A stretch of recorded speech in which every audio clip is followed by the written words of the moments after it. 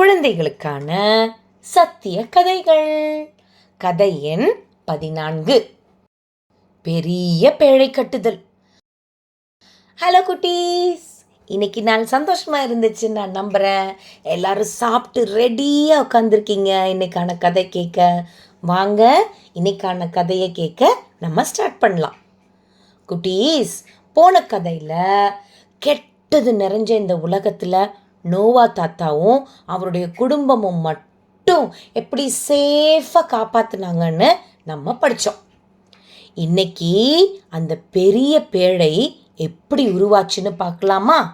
ஏன்னா அந்த கப்பல் தானே நோவாவும் அவருடைய குடும்பத்தாரையும் அப்புறம் அதுக்குள்ளார இருக்கிற எல்லா அனிமல்ஸையும் சேஃபாக காப்பாத்துச்சு.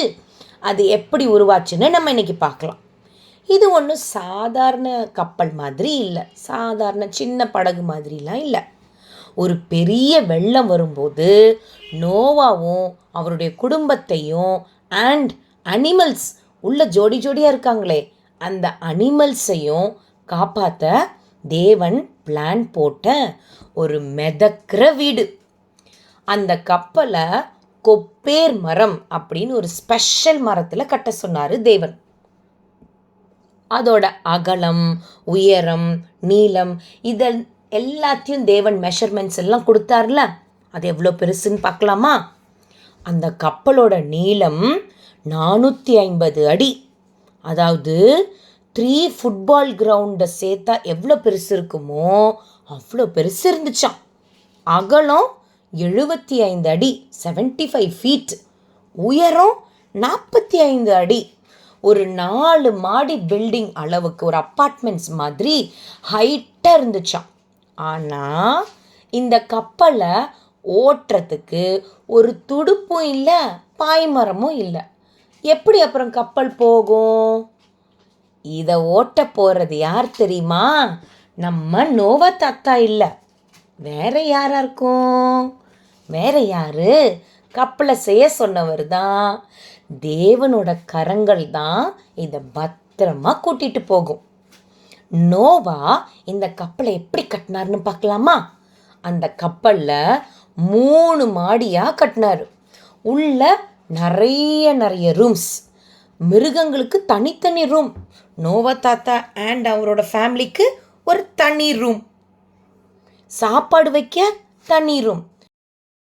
தண்ணி உள்ளே வரவே கூடாதுல்ல, இல்லைன்னா கப்பல் உள்ள தண்ணிக்குள்ளார முழுகிடும்.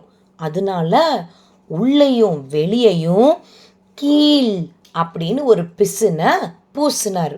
ஒரு கம்மு மாதிரி எல்லா பக்கமும் அதை பூசி விட்டாராம். வாட்டர் பாட்டில் மாதிரி ஒரு சொட்டு தண்ணி கூட உள்ள வரவே வராது.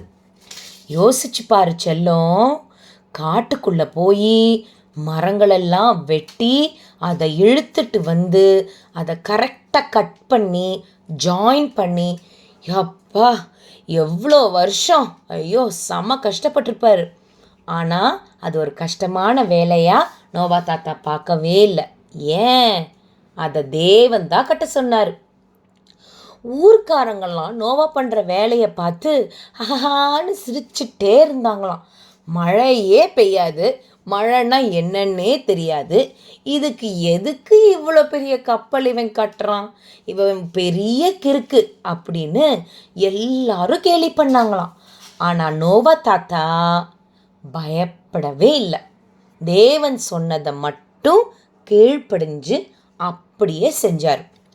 அந்த கப்பல் நோவா விசுவாசத்துக்கு அடையாளமாக வானத்துக்கு உயரமாக நின்றுச்சு. கப்பலுக்குள்ள என்னெல்லாம் இருந்துச்சு தெரியுமா? அனிமல்ஸ் தங்க, நோவா தாத்தா அண்ட் அவரோட குடும்பம்லாம் வாழ்கிறதுக்கு ஒரு வருஷத்துக்கே தேவையான தானியங்கள், புல், பழம் எல்லாத்தையும் அடுக்கி வச்சாராம். அப்பா கொடுத்த பிளான் அவ்வளோ சூப்பர். எவ்வளோ பெரிய புயல் அடித்தாலும் அந்த கப்பல் கவுந்துடவே கவுராது, ஆடாமல் அசையாமல் நிற்கும். கடைசியாக கப்பலை கட்டி முடிச்சிட்டாரு. அது வெறும் மரக்கட்டை இல்லை, அது தேவனுடைய பாதுகாப்பு. நோவாவோட கீழ்ப்படிதனால அது ஒரு பத்திரமான வீடாக மாறிடுச்சு. அவருக்கு மட்டும் கிடையாது, அவருடைய ஃபேமிலிக்கு, அப்புறம் அவர் கூட்டிகிட்டு போன எல்லா அனிமல்ஸ்க்கும். இப்போ லெசன் டைம் வந்துருச்சு. இந்த கதையில் நம்மளும் ஏதாச்சும் கற்றுக்கணும்ல. இன்றைக்கி நம்ம கற்றுக்க போகிற 3 விஷயத்தை நம்ம பார்க்கலாம். 1, தேவன் சொல்கிறதுக்கு அப்படியே கீழ்ப்படிஞ்சு அதை செய்யணும். அளவு கூட மாற்றாமல் நோவா தாத்தா கரெக்ட் மெஷர்மெண்ட்டில் செஞ்சதுனால தான் 40 days மழை பெஞ்சு ஒரு பெரிய வெள்ளத்தில் 1 year வரைக்கும் அந்த கப்பல் சேஃபாக இருந்துச்சு. புது பூமியை அவங்களால பார்க்க முடிஞ்சிச்சு. அதுதான் உண்மையான புத்திசாலித்தனம். செகண்ட் விஷயம், மற்றவங்க கிண்டல் பண்ணாலும் கவலையே படக்கூடாது. ஏன்னா நம்ம நல்லது செய்யும்போது யாராச்சும் ஒருத்தவங்க சிரிச்சுட்டே நம்மளை கிண்டல் பண்ணிகிட்டே தான் இருப்பாங்க. அதை நம்ம பார்க்காம தேவன் சொல்கிறத மட்டும் நம்பி நம்ம செஞ்சோன்னா நம்ம டேஞ்சர்லேருந்து சேஃப். சிரித்தவங்க எல்லாம் மாட்டிப்பாங்க. 3வது விஷயம் என்னென்னா, அப்பா நமக்கு வீடு கட்டி தருவார். ஒரு நல்ல அப்பா பிள்ளைங்களுக்கு பத்திரமா இருக்கணும்னு வீடெல்லாம் கட்டி கொடுத்து அதில் சேஃபாக வச்சுருக்க ட்ரை பண்ணுவார்ல, அதே மாதிரி தான் யெகோவா தேவனும் நம்மளை எப்போவும் பாதுகாப்பாக வச்சுப்பாருன்ற விசுவாசம், அதாவது அந்த நம்பிக்கை நம்ம கிட்ட இருக்கணும். ஓகே செல்லம், தூங்குகிற டைம் வந்துடுச்சு. கண்ணை மூடுங்க. நோவா தாத்தா எவ்வளோ கவனமாக அன்பாக அந்த கப்பலை கட்டினார்னு நினச்சி பாருங்க. அந்த பெரிய பேழை மாதிரி யெகோவா தேவனோட அன்பும் என்னைக்கும் உங்களை சுற்றி இருக்கும். அவரோட சிறகுக்குள்ள நீங்கள் பயமில்லாமல் ஹாப்பியாக சேஃபாக தூங்கலாம். அப்பாவோட பாதுகாப்பான கையில் உங்கள் இரவு ரொம்ப அமைதியாக கப்பலில் மிதந்துட்டு போகிற மாதிரியே சாஃப்டாக இருக்கட்டும். தூங்குறதுக்கு முன்னாடி என்ன பண்ணணும்? எக்ஸாக்ட்லி, நல்ல ஞாபகம் வச்சுருக்கீங்க. ஸோ டெய்லி பண்ணுறதுனால அது ஹேபிட் ஆகிடுச்சு. பரலோக தேவன்கிட்ட ப்ரேயர் பண்ணணும்.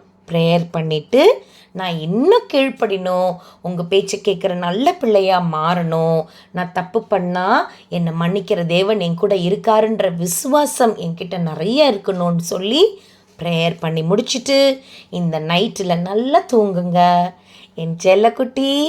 நாளைக்கு காலையில் ஒரு விசேஷமான பரலோக மன்னாவோட நாம் சந்திப்போம்.